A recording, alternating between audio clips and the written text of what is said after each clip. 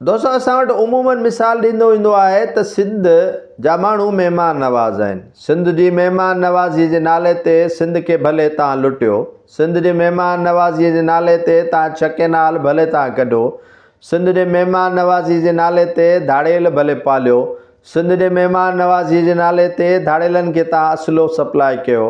सिंध जे महिमान नवाज़ीअ जे नाले ते तव्हां सिंध जे हिंदुनि खे भले अगवा करायो, सिंध जे महिमान नवाज़ी जे नाले ते सिंध जा हिंदू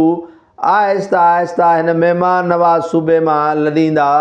ऐं भारत वञनि पिया। सिंध जे महिमान नवाज़ी जे नाले ते भले तव्हां सिंध मां नियाणियुनि जी तालीम तबाह ऐं बर्बादु कयो,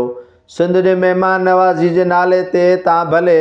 सिंध जूं ज़मीनूं धारियुनि खे अलाट करायो, सिंध जे महिमान नवाज़ी जे नाले ते तव्हां जेतिरो ज़ुल्म ऐं बर्बरियत करणी अथव उहा कयो, छो त सिंध जा माण्हू ॾाढा महिमान नवाज़ आहिनि। सिंध जा माण्हू ॾाढा महिमान नवाज़ सां गॾोगॾु हाणे सिंध जे माण्हुनि जी सूरत हाल उहा बणिजी चुकी आहे जेका फ़क़ीरनि जी थींदी आहे। फ़क़ीर सिंध जा असुलु वारिस बणिजनि पिया ऐं सिंध जा जेके धारिया आहिनि या सिंध जा जेके ॿाहिरियां आहिनि उहे बादशाह बणिजंदा वञनि पिया। सिंध जा हुकुमरान